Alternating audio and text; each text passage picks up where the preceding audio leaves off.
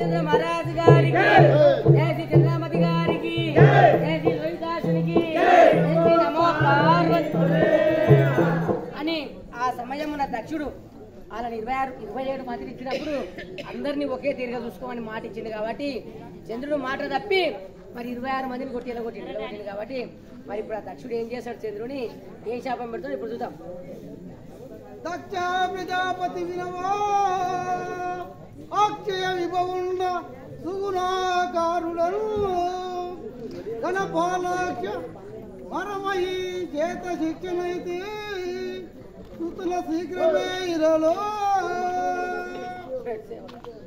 సేవక దక్ష ప్రజాపతిని వినారా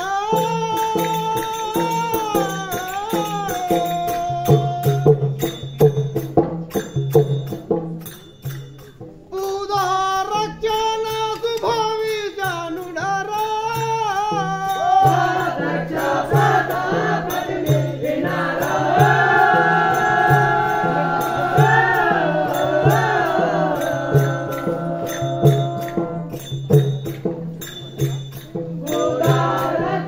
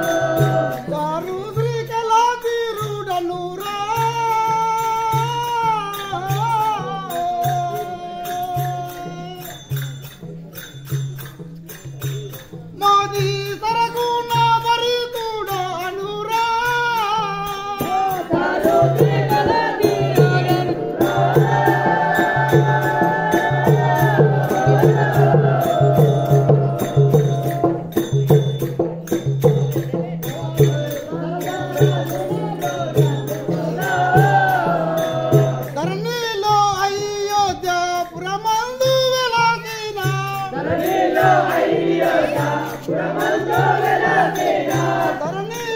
అయోధ్య బ్రహ్మందు వెలసిన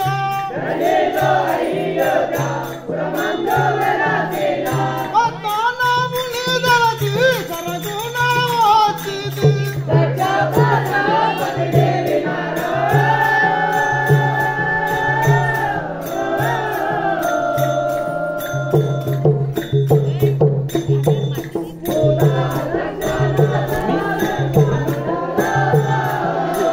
దక్ష ప్రజాపతిని వినారా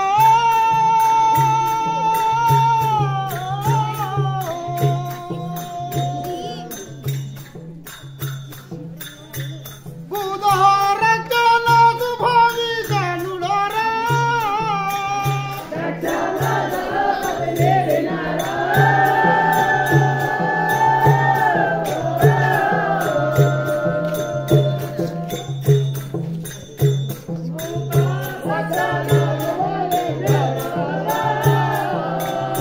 ఒరే సేవక ఇటు రమ్ము వస్తున్నాయా శాతాలేదు ఒరే సేవక మహారాజ్ నా పేరు దక్ష ప్రజాపతి అని అందరు నీ పేరు దక్ష ప్రజాపతి అవును సేవక ఇక్కడ నువ్వు అధిపతివా అవును సేవక ఎక్కడ ఇక్కడ సేవక ఇక్కడనేనా దక్షపతి ఈ సభకు మొత్తం నువ్వేనా అంతా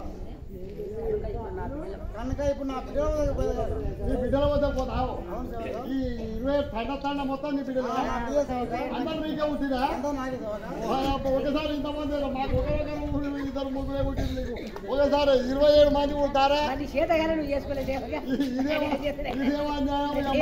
ఇంకా పూరే సస్తున్నాం మేము అరే మసూది ఉన్నదికే కదా 27 మంది పిల్లలు సంగతి చేసి పట్టుకొని కూర్చుంటారు 27 కాదు 101 మంది ఆయన అయితే ఆ దక్షిణకి 101 మంది పుత్రికలు లేక పిల్లలు పుడితే అందరు ఆడపిల్లలు అయితే అందరినీ ఇయ్యంగా ఈ 27 మంది కార్తులను జగన్కి పెళ్లి చేసిండు ఈ రోహిణిదేవి ఇట్లా చేసింది కాబట్టి దక్షిణ నా బిడ్డలు ఎట్లా ఉన్నాడు చూడడానికి వస్తే అప్పుడు ఆ 26 మంది బిడ్డలు వచ్చి మరి తండ్రితోటి మరి ఏమని చెప్తారో చూద్దాం డైరెక్ట్ జై వీరజ రామచంద్ర మహారాజుకి